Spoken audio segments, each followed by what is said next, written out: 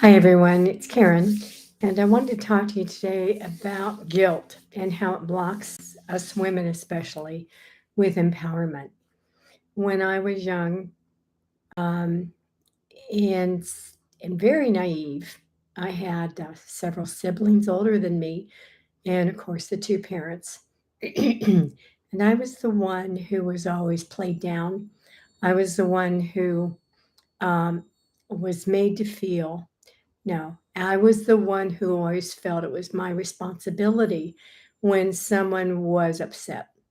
And this ended up causing me a great amount of suppression.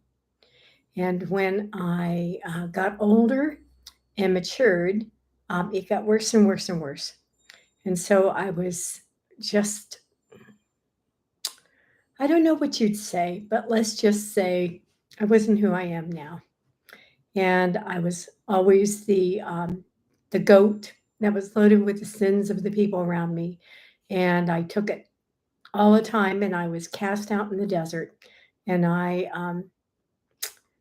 was almost dead constantly.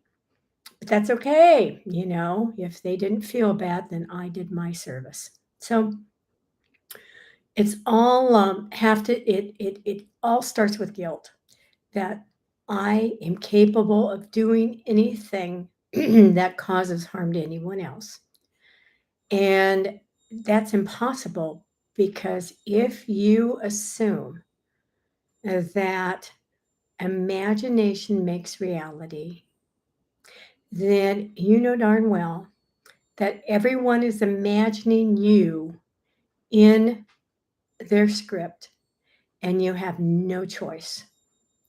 And so if they want to imagine you as doing it to them, that's what's going to happen. No matter what you do, you don't even have to be there physically in their lives. They will remember you and you will play that part. Pardon me.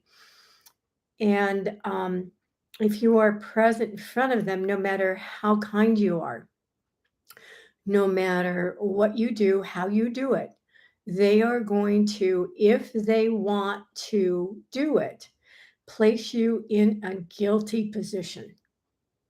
Conversely, if you feel guilty about being empowered and that's your state, then you are going to populate your your script that you're running at the moment with people who make you feel guilty. They're going to point their finger and say, "Yeah, Karen, you caused this." One day, I got a little bit too much of that. And I said to myself, enough's enough. I raised up and I shouted to the people around me, "Yeah, you're right. I did cause all this. And you know what? That's just fine. And I am a dangerous woman because I am a powerful woman."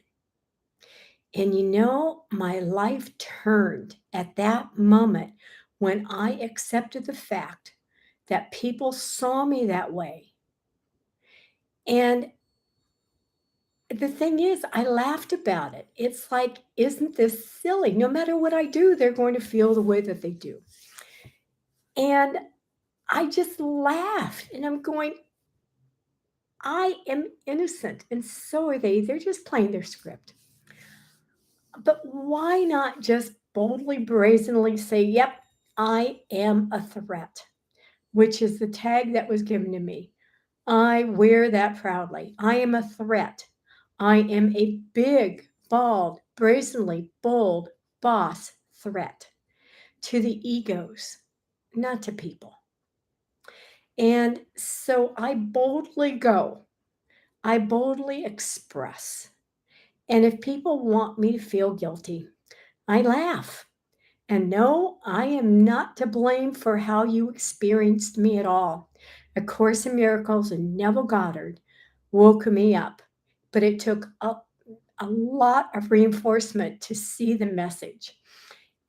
Just recently, I had a situation with people who are Neville Goddard people, who are spiritual people, wanting me to apologize to them because of what they thought I did. And I laughed. I said, "Excuse me? Oh, no, no, I'm not going to apologize because I didn't do anything wrong." Now, if I were you, I would take 100% accountability for how you experienced me and go off and discuss it with your other selves that are playing parts in your script. I was talking to a specific person. I would, do what you do there. I'm not taking the fall anymore. And that set the tone for a group I was in, and I stayed in for almost 10 months after that. And I just simply ghosted the entire group of people. And that didn't set well, but I still was bold and I still didn't cause any problems. And I want you to know that you have to overcome the guilt that's put on you from other people who are terrified of your power, your dynamics. You have to overcome it. And the best way to do that is simply look at them and say, and start laughing. And just simply let them believe what they believe. Don't try to change them. Okay. They're in an illusional reality where they're pointing the finger. Three fingers are pointing back at them. But how this affects women, especially for empowerment, is that we are responsible for our husband, we are responsible for our mate, we are responsible for our work, we're responsible at home, we're responsible for the children, we're responsible for our relatives that we take care of because of being responsible. And it's a hell of a lot of guilt possible when you stand up and you're empowered and you allow people to fend for themselves, because that's the only way that they are going to figure this out and become empowered themselves. And you stop trying to rescue people because they don't need to be rescued. And you stand proudly and you just simply radiate power so that everybody can take a look at the reflection of who they truly are. That's the only way you're going to dump the guilt. But you have to do it repeatedly. And the way that guilt works is tenacious.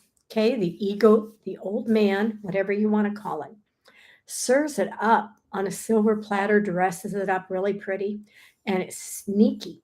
Okay, I'll be going on and on with somebody and having a great time, and then all of a sudden, whack, I get a smack of guilt coming from who knows where, a memory, or maybe they'll say something and I will misinterpret it to make it feel as though I am being blamed, that I feel guilty. And I have to be on the lookout. I have to do a mental diet. And that means don't just sugarcoat things. If you feel guilty, admit it, laugh at it. Okay? Oops, I fell for it again. I took the ego's bait. And then just simply laugh. You are a gift when you are who you are, which is empowered. Okay? We empowered women are necessary for the healing of this world. People